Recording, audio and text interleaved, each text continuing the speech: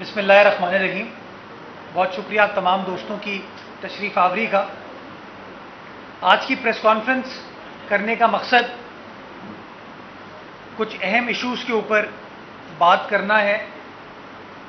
کل مشترکہ مفادات کونسل کا اجلاس بھی اسلام آباد میں منعقد ہوا تھا، اس کے بارے میں بھی کچھ تفصیلات آپ کے ساتھ شیئر کرنا ہے، بٹ ان تفصیلات پر آنے سے پہلے میں جو اس ملک کو درپیش سب سے بڑا مسئلہ ہے، اس قوم کو 22 کروڑ عوام کو جو سب سے بڑی پریشانی ہے، اس پر ایک بار پھر اپنی پارٹی کا پوائنٹ آف ویو دینا، اپنی حکومت کا پوائنٹ آف ویو دینا اور ایک بار پھر عوام کی ترجمانی کرنا، تاکہ ہمارے موجودہ حکمران جو وفاق میں بیٹھے ہیں وہ ان مسائل کو سمجھ سکیں کہ کس تکلیف میں اس وقت پاکستان کا عام آدمی ہے۔ جی ہاں، میں پاکستان میں جو موجودہ مہنگائی ہے اس پر ایک بار پھر زور ڈالنا چاہوں گا، اور ماضی میں کئی پریس کانفرنسز کر چکا ہوں جہاں پر میں نے 2018 کے مقابلے میں 2020 میں جو اہم اشیاء کے نرخ ہیں میں نے اس کو اجاگر کیا ہے۔ آج میں نے ریسرچ یہ کی کہ زیادہ ماضی میں نہیں جاتے، 1 اکتوبر 2020 سے لے کے 5 نومبر 2020، یعنی کہ موجودہ حکومت کے 35 روز میں، پچھلے 35 روز میں کس طریقے سے مہنگائی کا ایک مزید طوفان نے پاکستان کی عوام کو، پاکستان کے عام آدمی کو جکڑا ہوا ہے، جو شو کرتا ہے کہ کس طرح یہ حکومت شاید ٹویٹر پہ، فیس بک پہ، سوشل میڈیا پر تو موجود ہے، پریس کانفرنسز میں تو موجود ہے، باتیں کرنے تک تو موجود ہے، لیکن عملی اعتبار سے کام کرنے میں ناکام ہو چکی ہے۔ میں چھوٹی چھوٹی بنیادی چیزوں کو آج آپ کے سامنے پیش کرنا چاہوں گا، اور یہ میں پھر واضح کروں، یہ نرخ ماضی میں نہیں جا رہا، اب میں بتانا چاہ رہا ہوں کہ پچھلے 35 روز جس میں وزیر اعظم عمران خان تھے اور آج بھی وزیر اعظم عمران خان ہے، مدینے کی ریاست تھی اور آج بھی مدینے کی ریاست ہے، اس میں کس طریقے سے مہنگائی کا ایک طوفان ہے۔ مرغی کی بات کریں تو پچھلے 35 روز میں 29% مرغی کے قیمتوں میں اضافہ ہوا ہے، 29%، یعنی 1 اکتوبر کو مرغی 163 روپے مل رہی تھی، اس وقت وہ 211 روپے کلو پر آ گئی ہے۔ انڈے 1 اکتوبر کو 142 روپے کے درجن تھے، اس وقت 168 روپے، 168 روپیز کے درجن ہے، 18% انڈے کے ریٹس میں اضافہ ہوا ہے۔ آلو کی قیمتوں میں 8% اضافہ ہوا ہے، یعنی کہ 1 اکتوبر کو 68 روپیز تھے نرخ آلو کے، اس وقت وہ تقریباً 74 روپے ہو چکے ہیں، 8% اضافہ ہوا ہے۔ پیاز 67 روپے کلو تھا 1 اکتوبر کو، اس وقت 78 روپے کلو ہو چکا ہے، 18% پیاز کی قیمتوں میں اضافہ ہوا ہے۔ ٹماٹر 1 اکتوبر کو 110 روپے کلو تھا، آج 147 روپے کلو ہے، 34%، 34% ٹماٹر کی قیمتوں میں اضافہ ہوا ہے۔ چینی جو کہ 1 اکتوبر کو 96 روپے کلو مل رہی تھی، وہ اس وقت 101 روپے کلو مل رہی ہے، یعنی کہ 5% چینی کے نرخ میں اضافہ ہوا ہے۔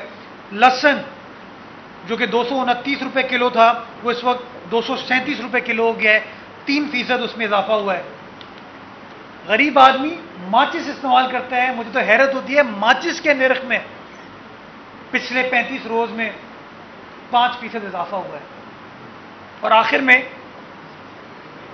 ایل پی جی جو کہ ایک عام آدمی اپنے گھر میں استعمال کرتا ہے، ایل پی جی کا سلنڈر، اس کا جو 11.5 کلو کا سلنڈر تھا، اس کی قیمت 1 اکتوبر کو 1270 روپے تھی، اب وہ بڑھ کے 1425 روپے ہو چکی ہے، یعنی کہ 12% اضافہ ایل پی جی سلنڈر کے نرخوں میں ہوا ہے۔ اس میں کوئی پیپلز پارٹی نہیں ہے، اس میں کوئی پی ڈی ایم نہیں ہے، اس میں کوئی اپوزیشن کی جماعت نہیں ہے۔ اس میں نے آپ کو زیادہ ماضی میں نہیں لے کے گیا، میں نے 1 اکتوبر کو جب عمران خان صاحب وزیر اعظم پاکستان تھے اس کے ریٹ نکالے، اور 35 روز بعد 5 نومبر 2020 کو جب عمران خان صاحب وزیر اعظم ہیں اس کے نرخ نکالے، اور میں نے آپ کو بتایا کہ کس طریقے سے یہ عام اشیاء، آپ کے گھر میں پیاز استعمال ہوتا ہے، ٹماٹر، آلو، انڈے، ایل پی جی، لہسن، کس طریقے سے اس کی قیمتوں میں، دالوں کی قیمتوں میں اضافہ ہو رہا ہے، اور جو کہ غریب عوام کا استحصال کر رہا ہے۔ آپ نے دیکھا کہ مہنگائی نے جس طریقے سے عوام کو جکڑا، اس ایشو کو اگر کسی نے اجاگر کیا تو پاکستان پیپلز پارٹی ہے۔ میرے چیئرمین بلاول بھٹو زرداری صاحب ہیں، جنہوں نے اپنی پریس ٹاک ہو، اپنی عوامی رابطہ مہم ہو، اس میں جگہ جگہ انہوں نے عوامی ایشوز کی بات کی کہ پاکستان کی 22 کروڑ عوام کو کون سے خطرات لاحق ہیں، کون سی مشکلات سے پاکستان کی عوام درپیش ہے، اور نتیجہ یہ ہوا کہ جہاں جہاں پیپلز پارٹی کا پرچم جا رہا ہے، جہاں جہاں chairman Peoples Party Bilawal Bhutto Zardari جا رہے ہیں، ایک عام آدمی بلاول صاحب کی بات سے ریلیٹ کرے، چونکہ وہ عام آدمی سمجھتا ہے کہ ہمارے ایشوز کی بات عمران خان صاحب اب نہیں کر رہے، پی ٹی آئی نہیں کر رہی ہے، اگر بات کوئی کر رہا ہے تو پاکستان پیپلز پارٹی اور ہمارے چیئرمین کر رہے ہیں۔ اور نتیجہ آپ یہ دیکھیں کہ پچھلے کئی ہفتوں سے بلاول بھٹو زرداری صاحب گلگت بلتستان میں موجود ہے عوامی رابطہ مہم کے حوالے سے، اور جو رسپانس ایک عام آدمی بلاول صاحب کو دے رہا ہے، میں گجرانوالہ، کراچی، کوئٹہ کی بات نہیں کر رہا، میں گلگت بلتستان کی بات کر رہا ہوں، جو رسپانس گلگت بلتستان کی عوام دے رہی ہے وہ اس بات کو شو کرتا ہے کہ کس طریقے سے عوام کی نگاہ میں موجودہ حکمران، موجودہ حکومت بری طریقے سے فیل ہو چکی ہے۔ آپ دیکھ سکتے ہیں کہ ایک طرف بلاول بھٹو زرداری صاحب ہیں گلگت بلتستان میں، دوسری طرف پوری وفاقی حکومت ہے، وزیر اعظم بھی اترے ہوئے ہیں، وفاقی وزراء بھی اترے ہیں، بڑے بڑے دعوے بھی کر رہے ہیں، بڑے بڑے نعرے بھی لگا رہے ہیں۔ ایسے لوگ بھی موجود ہیں جنہوں نے پی ٹی ڈی سی کے جو موٹیلز ہیں ان کو بند کر دیا، لوگوں کو بے روزگار کر دیا، لیکن وہ آج گلگت بلتستان کی عوام کو کوئی لالی پاپ دینے کی کوشش کر رہے ہیں۔ لیکن آپ دیکھ سکتے ہیں کہ جو رسپانس گلگت کی بلتستان کی باشعور عوام نے پاکستان پیپلز پارٹی کے مینیفیسٹو کو دیا ہے، بلاول صاحب کے ایجنڈے کو دیا ہے، نظر آ رہا ہے کہ انشاءاللہ 15 نومبر کو تیر کی جیت ہوگی، اور وفاقی حکومت اپنی تمام مشینری استعمال کر رہی ہے، پروسیس کو انفلوئنس کرنے کی کوشش کر رہی ہے، لیکن میں سمجھتا ہوں گلگت کی عوام نے فیصلہ کر لیا ہے، اور فیصلہ اس لیے کیا ہے کہ عوام جو ہے اب مسائل کا حل چاہتی ہے، وہ وعدے نہیں سننا چاہتی، وہ سننا چاہتی ہے کہ آپ کیسے ہماری پریشانیوں میں، ہماری تکلیف کی گھڑی میں مداوا کریں گے، اور اگر کوئی وہ کر رہا ہے تو وہ پاکستان پیپلز پارٹی کر رہی ہے، بلاول بھٹو زرداری صاحب کر رہے ہیں۔ اور یہ اس لیے امپورٹنٹ ہے، اور میں اس لیے ایمفیسائز کر رہا ہوں گلگت بلتستان کو، کہ پاکستان پیپلز پارٹی ہمیشہ فخر سے کہتی ہے کہ ہم فیڈریشن کی پارٹی ہیں، ہم ہمیشہ پرائیڈ لیتے ہیں اس بات پہ کہ ہم پاکستان کی بات کرتے ہیں، پاکستان کی فیڈریٹنگ یونٹس کی بات کرتے ہیں، پاکستان کی عوام کی بات کرتے ہیں۔ اور یہ رسپانس جو جی بی میں نظر آ رہا ہے یہ اس بات کو شو کرتا ہے کہ تم جتنی بھی کوششیں کر لو، سازشیں کر لو شہید ذوالفقار علی بھٹو کو مٹانے کی، شہید محترمہ بینظیر بھٹو کو مٹانے کی، ان کی خدمات لوگوں کے دلوں میں آج بھی زندہ ہیں، اور لوگ کنونسڈ ہیں کہ اب اگر ان کے لیے کوئی مسائل کا حل تلاش کرنے کے لیے آ سکتا ہے تو وہ ان کے بھٹو صاحب کے نواسے ہیں، شہید محترمہ بے نظیر بھٹو کے بیٹے ہیں جناب بلاول بھٹو زرداری۔ اور میں زور دوں گا اس بات پہ کہ آج بھی جس طرح بلاول بھٹو زرداری صاحب گلگت بلتستان میں عوام کی بات کریں، پاکستان کی عوام کی بات کریں، ہم صوبہ سندھ میں حکومت میں ہوتے ہوئے پاکستان پیپلز پارٹی کی سندھ حکومت، پاکستان پیپلز پارٹی کا وزیر اعلیٰ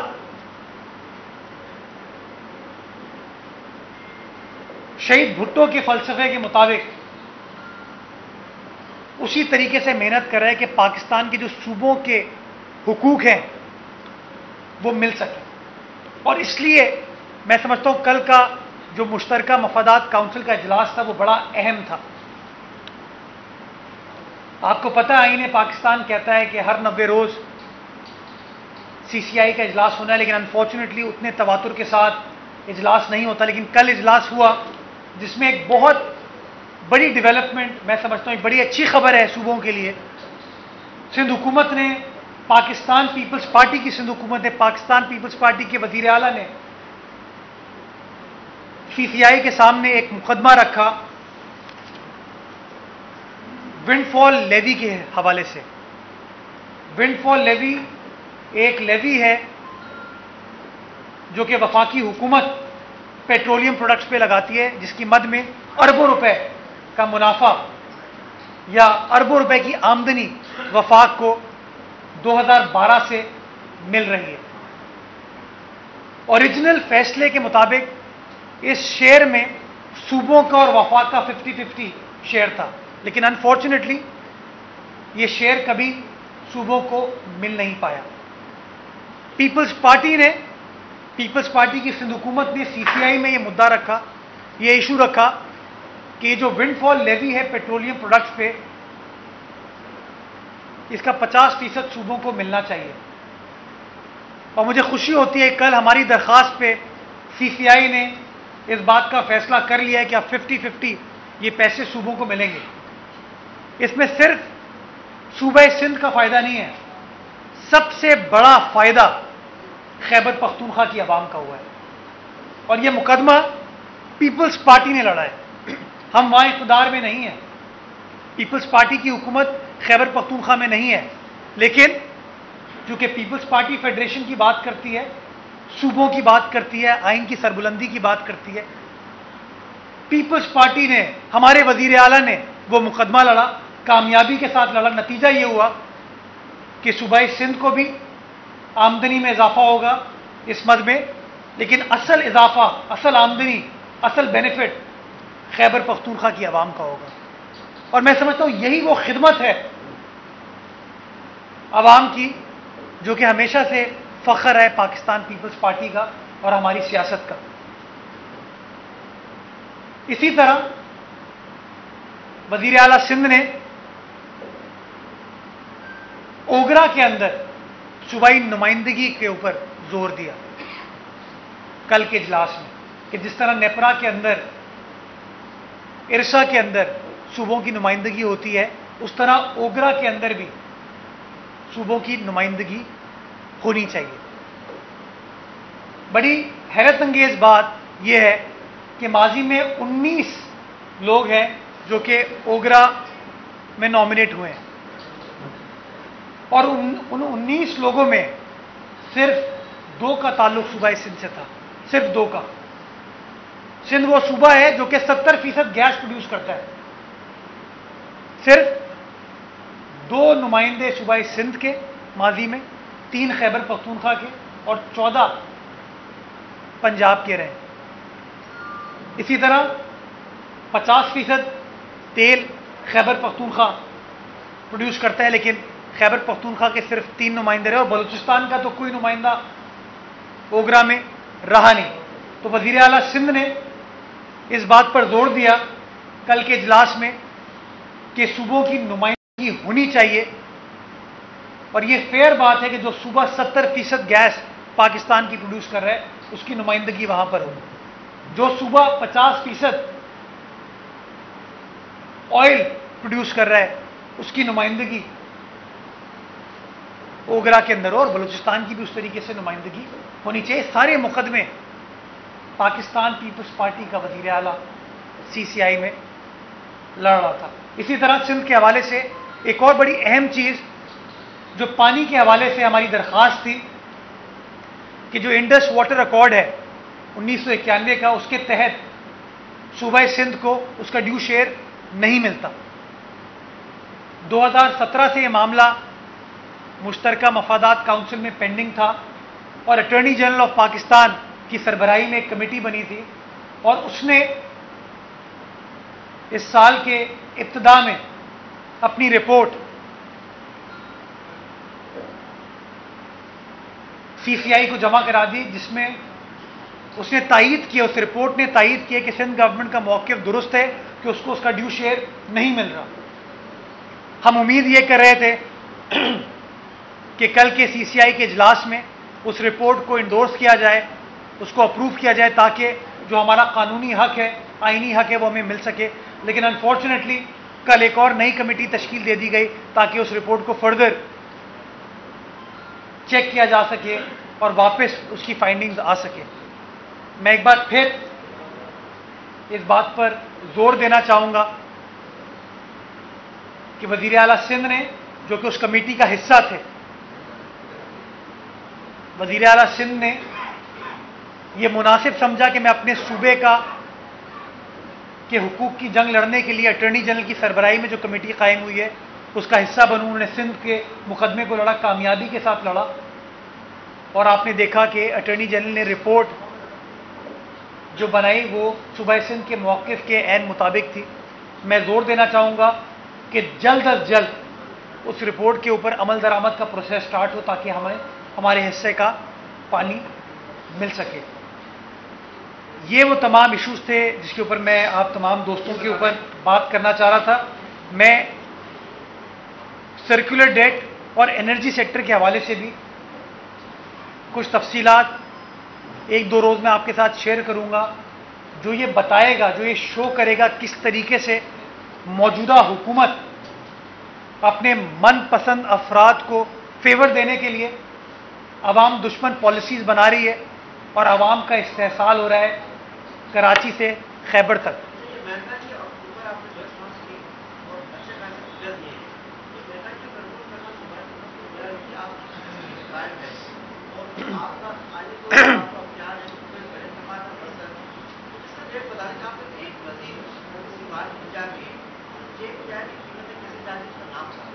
میرے خیال میں ایک منٹ، یہ بڑا اچھا سوال کیا۔ میرے خیال میں میری بات کو انڈورس یہاں پر سنجے سادھوانی صاحب کریں گے۔ کل ہمارے وزیر جو ہیں کراچی میں ڈپٹی کمشنر ساؤتھ کے ساتھ سڑکوں پر تھے، اور سما ٹی وی کی جو ٹیم تھی، سما ٹی وی کے جو نمائندے تھے، وہ ان کے ساتھ معائنہ بھی کر رہے تھے، جرمانہ بھی کیا گیا اور فائنز امپوز کیے گئے۔ لیکن میں اس سوال کو تھوڑا اور آگے لے کے جانا چاہوں گا۔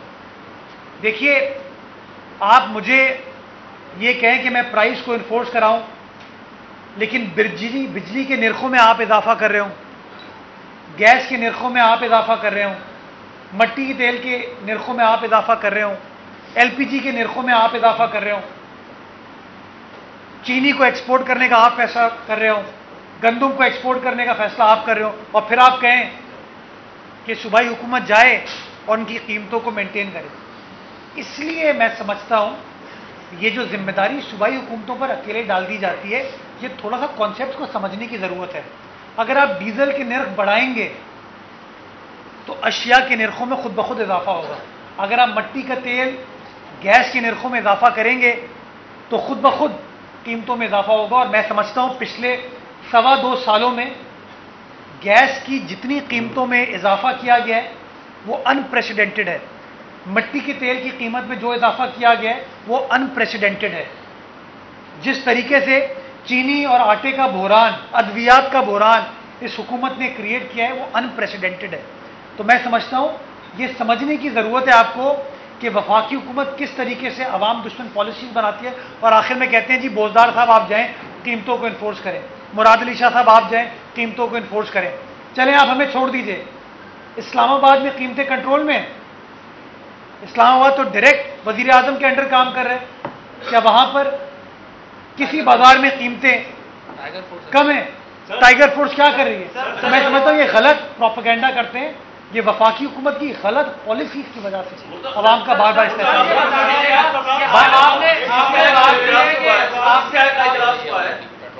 میں جیسے آپ نے کہا کہ سندھ کے بہت سارے مسائل اٹھائے گئے. جزائر کا جو غیر آئینی صدارتی آرڈیننس ہے وہ ایک سندھ کا حساس معاملہ ہے اور پورا سندھ طرف احتجاج ہے. کیا جزائر کے جو صدارتی غیر آئینی آرڈیننس ہے وہ معاملہ CCI کے اجلاس میں اٹھایا گیا؟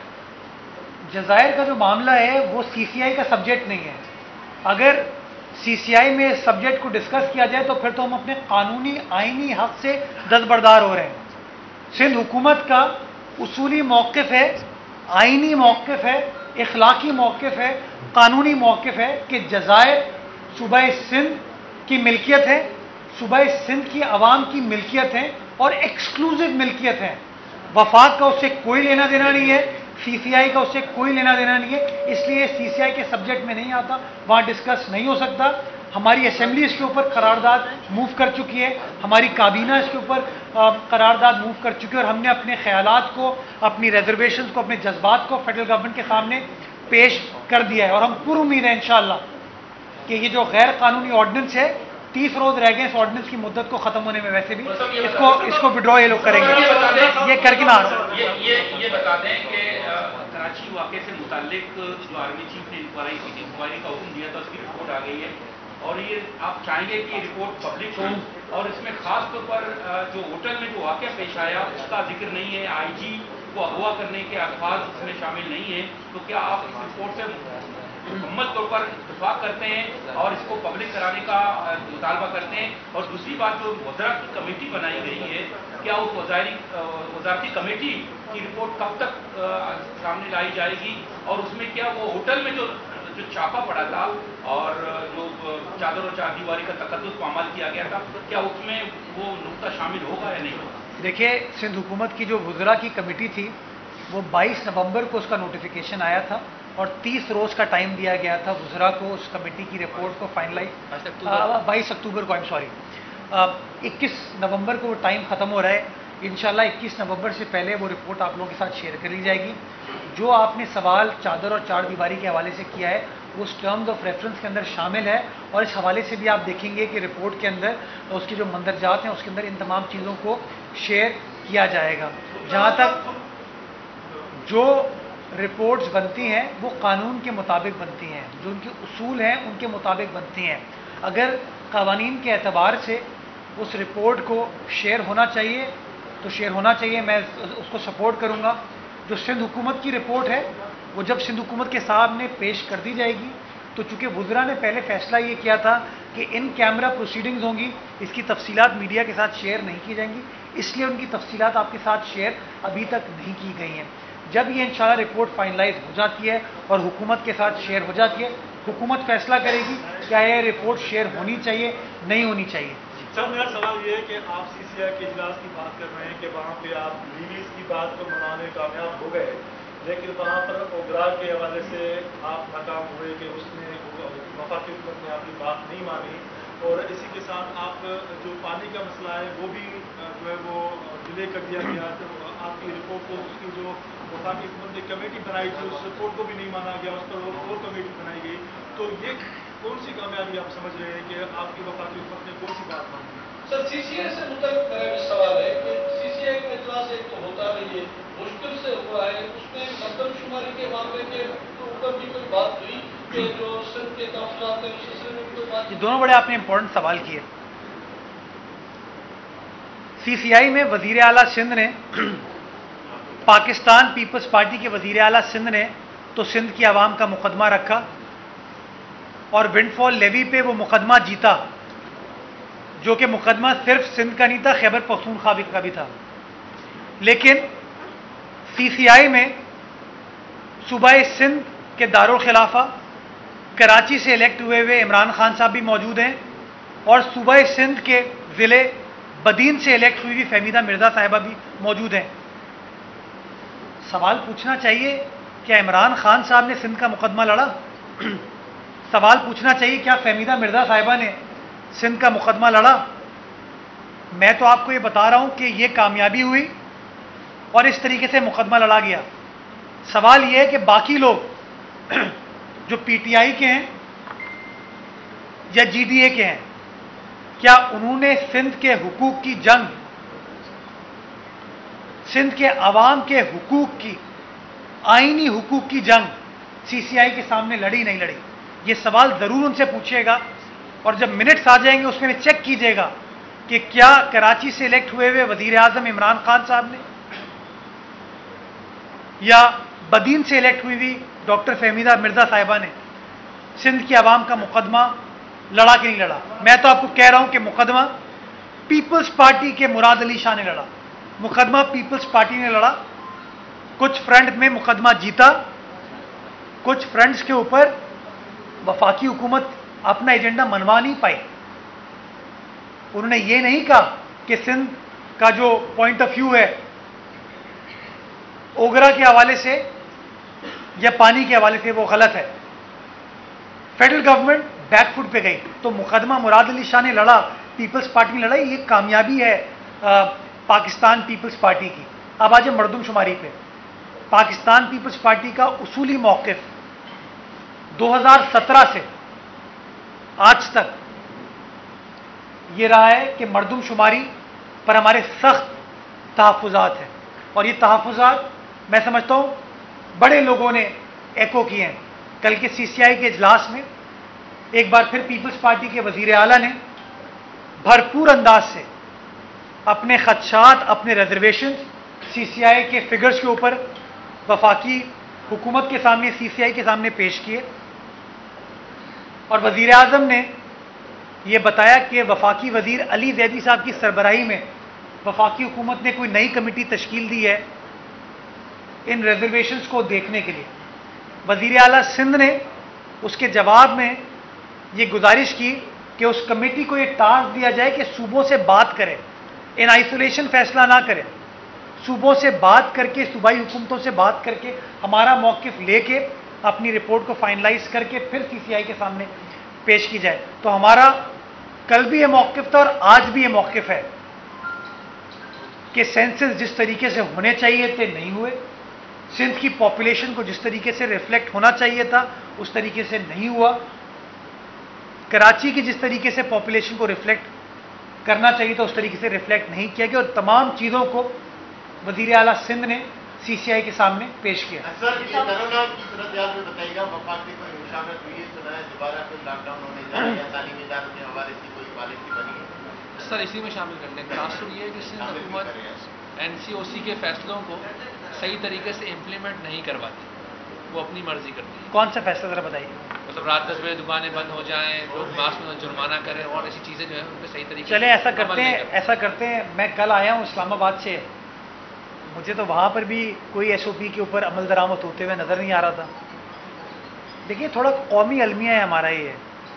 ابھی ہم اس کمرے میں بیٹھے ہوئے ہیں, کچھ لوگوں نے ماسک پہنا ہے, کچھ لوگوں نے ماسک نہیں پہنا. آپ نے ماسک پہنا, آپ کے برابر میں جو ہے انہوں نے ماسک نہیں پہنا, انہوں نے بھی نہیں پہنا. تو اس کو میں سمجھتا ہوں حکومت سے زیادہ میں سمجھتا ہوں شہریوں کو اپنی ذمہ داری کا مظاہرہ کرنے کی ضرورت ہے, اور بڑا امپورٹنٹ یہ ہے کہ ہمارا کلیکٹیو میسج ہو جائے. سندھ حکومت یہ سمجھتی ہے کہ بجائے اس کے, کیونکہ آپ نے دیکھا کہ جب ہم پرو ایکٹیو طریقے سے خود فیصلے کر رہے تھے تو یہی پی ٹی آئی کے لوگ ہمیں تنقید کا نشانہ بناتے تھے. سپریم کورٹ کے اندر بڑی بڑی باتیں ہمارے حوالے سے کی گئی.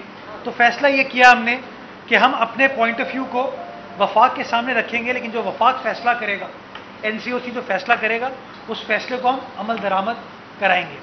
تو جو فیصلہ این سی او سی کرے گی اس فیصلے کو ہم فالو کریں گے. ہم نے اپنے ریزرویشنز تمام چیزوں کے حوالے سے فیڈرل گورنمنٹ کو کنوے کیے ہیں. ہم سمجھتے ہیں کہ ایس او پیز کے اوپر سختی کے ساتھ عمل درآمد ہونے کی ضرورت ہے, بٹ یونیفارم انداز سے. یہ نہیں ہو سکتا کہ لاہور کے اندر ایس او پیز عمل درآمد نہیں ہو رہی اور آپ ایکسپیکٹ کریں کراچی میں آپ اس کو اسٹرکٹلی انفورس کر سکیں. اس کے اوپر آپ کو نیشنل کنسنسس بلڈ کرنے کی ضرورت ہے. میں سمجھتا ہوں بڑی قربانیوں کے بعد, بڑی محنت کے بعد ہم نے کامیابی حاصل کی تھی کووڈ کے اندر, کہ کووڈ کے کیسز یومیہ 25% سے کم ہو کے 1% پر آ گئے تھے. یہ حقائق ہیں کہ دنیا بھر میں کووڈ کا ریٹ کچھ اور تھا.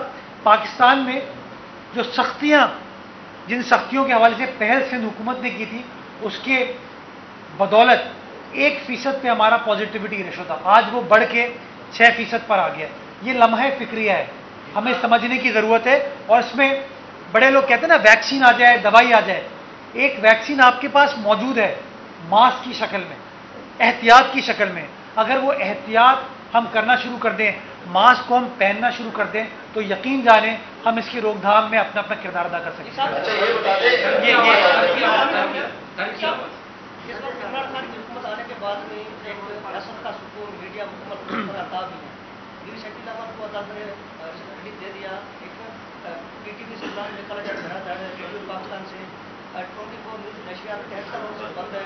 हजारों मुलाजमत के मुस्तक़बिल का मसला है, इनकी आवाज़ बढ़ेगा तो कौन बढ़ेगा? वो बड़ा मशहूर हज़रत अली का कौल है, जिसके ऊपर एहसान करो उसके शर से बचो। तो मीडिया ने माशाल्लाह जिस तरीके से इमरान खान साहब को एक लीडर के तौर पर शो किया था, आज मीडिया को खुद एहसास हो रहा है कि उनके साथ क्या हुआ। मैं कंडेम करना चाहूँगा इस चीज़ को। मीर शकील रहमान के हवाले से पाकिस्तान पीपल्स पार्टी का मौक़िफ़ बड़ा क्लियर था, हमने कंडेम किया था। चैनल 24 के हवाले से हमारा मौक़िफ़ बड़ा क्लियर है, हमने कंडेम किया। PTV से जो मुलाजमीन को निकाला जा रहा है, रेडियो पाकिस्तान के हवाले से, PTDC को भी मैं इसमें ऐड करना चाहूँगा। हमारे पाकिस्तानी हैं वो। मैं समझता हूँ कि इमरान खान साहब की जिम्मेदारी बरतानिया से किसी शख्स को लाके रोज़गार देने की नहीं थी। जो पाकिस्तान में 22 करोड़ अवाम है उनको रोज़गार देने की थी। उनको तो रोज़गार से निकाला जा रहा है और बाहर से लोगों को आके रोज़गार दिया जा रहा है। मैं समझता हूँ मीडिया पाकिस्तान की रियासत का एक अहम सुतून है, जिसने बड़ी जिम्मेदारी के साथ अहम इशूज़ को, अवामी इशूज़ को उजागर किया। और मैं समझता हूँ कि मीडिया को आज़ादी के साथ काम करने की इजाज़त होनी चाहिए, उसको काम करना चाहिए। और जो सेंसरशिप की पॉलिसी इस मौजूदा हुकूमत के दौर में जारी और सारी है, उसको फौरी तौर पर ख़त्म करने की ज़रूरत है। ये बता दें, खड़ा हो गया। जो मिनिस्टर की तश्कील दी गई, पहले ही दिन उसके कन्वीनर साहब ने कैप्टन सफदर को कहा कि उसने गलत बयानी की, नारेबाजी गलत की, और कमेटी बनने के बाद माशाल्लाह वो अभी घूमने गए हैं, अच्छे लगे। यहाँ पर स्कूलों की जो सूरत हाल है, स्कूलों का फैसला भी नहीं हुआ, तो आप क्या समझते हैं कन्वीनर के बगैर ये कमेटी तहकीकात कर रही है? कहाँ लिखा है कि कमेटी को अपना फैसला करने के लिए कराची शहर में सिंध असेंबली के किसी दफ्तर में बैठने की ज़रूरत है? कमेटी एक मशावरती प्रोसेस के थ्रू बनती है और उस कमेटी ने मशावरत की, उसके बाद टेलीफोन पर इन टच है, हमने वीडियो कॉन्फ्रेंस भी की, और जो रिपोर्ट मुरतब की जाएगी नेचुरली कमेटी के तमाम मेंबरान की मशावरत से उनके दस्तखत के साथ फाइनल की जाएगी। तो इंशाअल्लाह आप देखेंगे अगले चंद रोज़ के अंदर वो कमेटी की रिपोर्ट आपके सामने आ जाएगी और आपको शवाहिद नज़र आएंगे कि बात कोई कयासा राई पर मबनी नहीं है, एविडेंस बेस्ड रिपोर्ट है, कोई पॉलिटिकल पर्सपेक्टिव नहीं है उसका, शवाहिद पर मबनी, हक़ाइक़ पर मबनी इंशाअल्लाह रिपोर्ट आएगी। अच्छा ये बता दें, करके आप माशाल्लाह वफाक के सामने अपना हिसाब मांगते हैं, उनको तो आपने आज तक कुछ नहीं दिया। 8,000 अरब से जायद 12 साल में आपको मिल चुके हैं वफाक की तरफ से और मुख्तलिफ टैक्सेस की मद में। अब PSP जमात इस्लामी जो कराची के एक स्टेक होल्डर्स हैं, वो अपने हुकूक के लिए एक जदोजहद में जा रहे हैं और रोड का इंतखाब कर रहे हैं जदोजहद के लिए। तो अब क्या करें, उससे पहले वो हुकूक देंगे कराची को या वाकई कोई मारधाड़ का मामला होगा उसके बाद कुछ करेंगे? देखिए, हर सियासी जमात को, हर शहरी को कानूनी एतबार से प्रोटेस्ट करना उसका हक है और हम उसमें कभी भी रुकावट नहीं बनते। PSP हो, जमात इस्लामी हो, वो प्रोटेस्ट कर सकते हैं, उनका हक है। लेकिन ये जो आप कहते हैं कराची के स्टेक होल्डर, 2018 के इलेक्शन में तो स्टेक होल्डर के तौर पर वो सामने नहीं आए। मैं बड़े एहतराम के साथ ये बात कर रहा हूँ। मैं समझता हूँ कि जिस तरीके से माजी में कराची शहर के साथ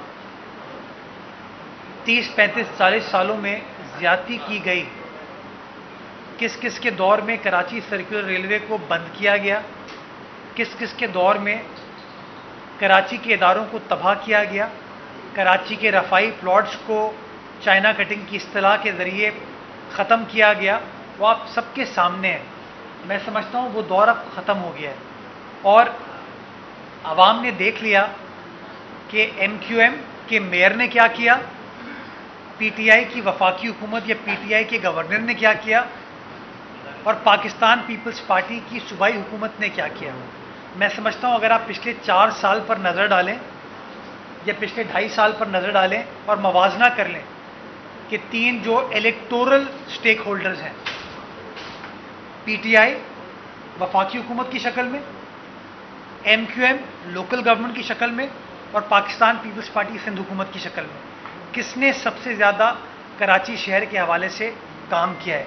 मैं आपको अभी भी ये बताना चाहूँगा कि अभी भी अगर कराची शहर में कोई काम हो रहा है तो सिंध हुकूमत ही कर रही है, चाहे वो मलीर एक्सप्रेसवे की शक्ल में हो, जिसका मैं समझता हूँ ग्राउंड ब्रेकिंग इंशाअल्लाह अगले चंद रोज़ कह लें या चंद हफ्तों में इंशाअल्लाह कर दी जाएगी, चाहे वो कोरंगी के अंदर पीपल स्क्वायर की शक्ल में हो, चाहे वो मलीर के अंदर पीपल स्क्वायर की शक्ल में हो, चाहे वो 30 MJD का जो इजाफी पानी का एक प्रोजेक्ट डिस्ट्रिक्ट साउथ के लिए आ रहा है उसकी शक्ल में हो, या बाकी जो हमारे डेवलपमेंट ओरिएंटेड इनिशिएटिव्स चल रहे हैं उनकी शक्ल में हो।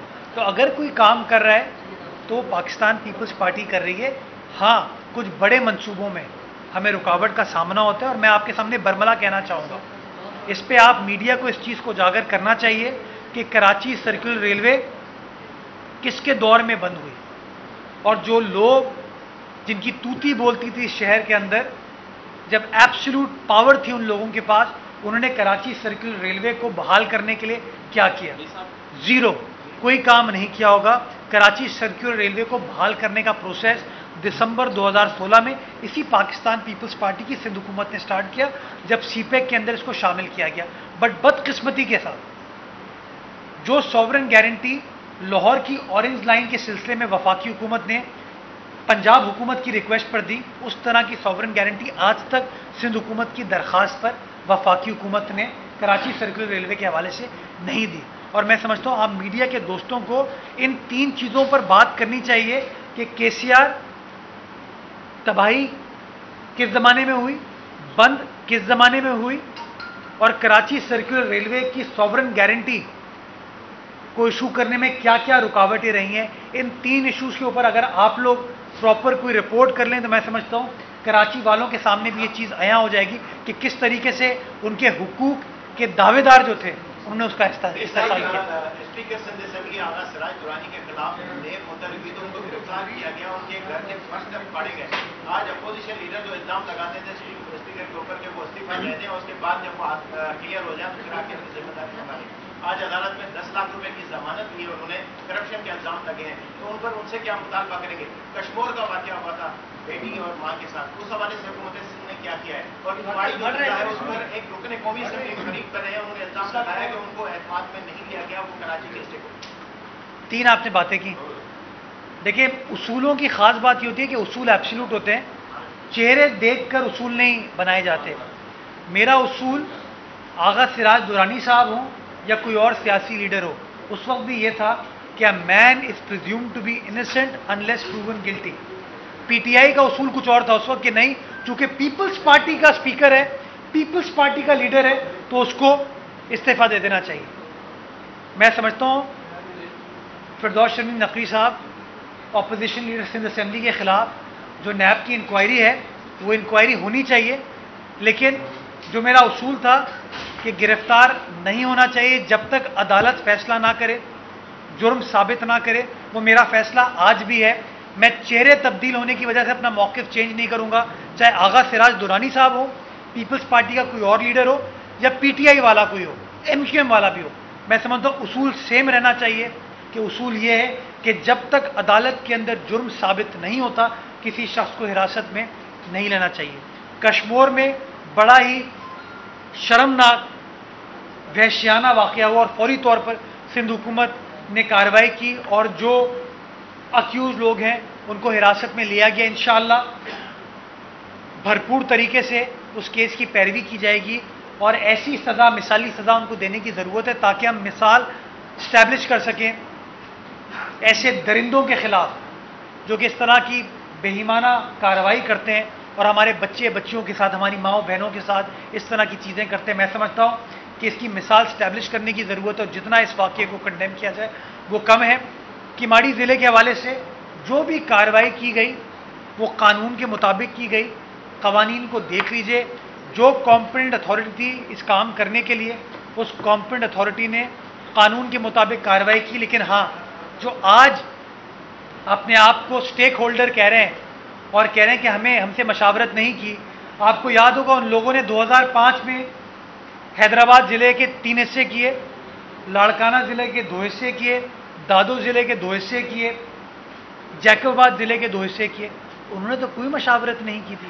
انہوں نے بھی جو کمپیٹنٹ اتھارٹی تھی سندھ کی حکومت، اس وقت کے وزیر اعلیٰ، ان کے تھرو فیصلہ کرایا تھا. ہم نے تو کابینہ کے ذریعے اس فیصلے کو امپلیمنٹ کرایا اور میں سمجھتا ہوں کیماڑی کی عوام خوش ہے اس وقت. کیماڑی کی عوام اس کے فائدے میں بات کریے. کیماڑی کی عوام بھرپور طریقے سے اس ضلع کی کریشن کو سپورٹ کر رہی ہے. دنیا بھر کے اندر جب ضلع کریٹ ہوتے ہیں لوگ خوش ہوتے ہیں. یہ ہماری بدقسمتی ہے، کچھ لوگ اپنے سیاسی مقاصد کے حصول کے لیے اس کو بیجا تنقید کا نشانہ بناتے ہیں. مہنگائی کی وجہ سے عوام پریشان ہے. اسلام آباد میں جو کورونا SOPs کی خلاف ورزی پر جرمانہ لگتا ہے وہ 100 روپے ہے. کراچی کے اندر جو ہے یہی جرمانے کی شرح 500 روپے ہے. تو یہ تضاد کیوں ہے؟ دوسرا سوال میرا یہ ہے کہ یہ جرمانے کی اب تک کتنی رقم جمع ہوئی ہے؟ 15 سپٹمبر سے مارکیٹس کھلی ہیں، سیل بھی کی جا رہی ہے، DCs کی طرف سے کارروائی بھی ہو رہی ہے. تو اس میں اب تک کتنی رقم جرمانے کی جمع کی گئی اور یہ رقم کہاں خرچ کی جائے گی؟ اچھا دیکھیں، آپ چاہتے ہیں، ہم خوشی سے جرمانہ نہیں لگا رہے. آپ چاہتے ہیں جرمانہ نہ ہو، جرمانہ ختم کر دیتے ہیں. جرمانہ عائد کرنے کا بنیادی مقصد یہ ہے کہ لوگوں کے اندر اس SOP کی کمپلائنس کو انشور کیا جا سکے. ہمیں کوئی شوق نہیں ہے کہ وہ 500 روپے لیں، 100 روپے لیں، 200 روپے لیں. میری جیب میں تو نہیں جائے گا، وہ سرکاری خزانے میں جائے گا، جو کہ خزانہ بعد میں عوام کے لیے استعمال ہوتا ہے. تو اگر عوام خود ماسک کو پہننا شروع کر دے، جس طرح ماشاءاللہ آپ پہن رہے ہیں، تو اگر سب کے سب ماسک پہنیں گے تو میں سمجھتا ہوں SOPs کو صحیح طریقے سے امپلیمنٹ کیا جا سکے گا. لیکن انفارچونیٹلی چونکہ ماسک کو نہیں پہنا جا رہا، ان SOPs کو وائلیٹ کیا جا رہا ہے، اس لیے یہ سزا یا یہ جرمانہ عائد کیا گیا. لیکن اگر سندھ کی عوام یہ فیصلہ کرتی ہے کہ نہیں، ہمیں جرمانے کی ضرورت نہیں اور ہم خود اب ماسک پہنیں گے، اپنے چہرے کو ڈھانپیں گے، تو میں اس کو کل اس چیز کو وڈرا کرا لوں گا. جہاں تک پیسہ کس کے پاس جاتا ہے، یہ سرکاری خزانے میں جاتا ہے اور اس کا استعمال again by way of budgeting کیا جاتا ہے. Last question. کراچی کی سیاست میں ایک مرتبہ پھر جو ہے وہ سرگرمی نظر آ رہی ہے، خاص طور پہ متحدہ کے جو لوگ لندن میں اور دبئی میں بیٹھے تھے، واسطے جلیل، حیدرآباد میں بھی وہ آگے ہیں. کیا کراچی کی سیاست سے ایک بار پھر بوری بند لاشیں آنا شروع ہو جائیں گی؟ اللہ نہ کرے. میں سمجھتا ہوں جو خوف کی فضا اس شہر میں تھی وہ اب ماضی کا حصہ ہے، اور میری اللہ تعالیٰ سے دعا ہے کہ اللہ کرے انشاءاللہ وہ ماضی کا حصہ ہی رہے. کسی شخص کو سیاسی سرگرمی کرنی ہے قانون کے مطابق وہ کرے، لیکن دہشت کی بنا پر، خوف کی بنا پر کسی کو اجازت نہیں دی جا سکتی کہ وہ لوگوں کو یرغمال بنائے. بہت شکریہ.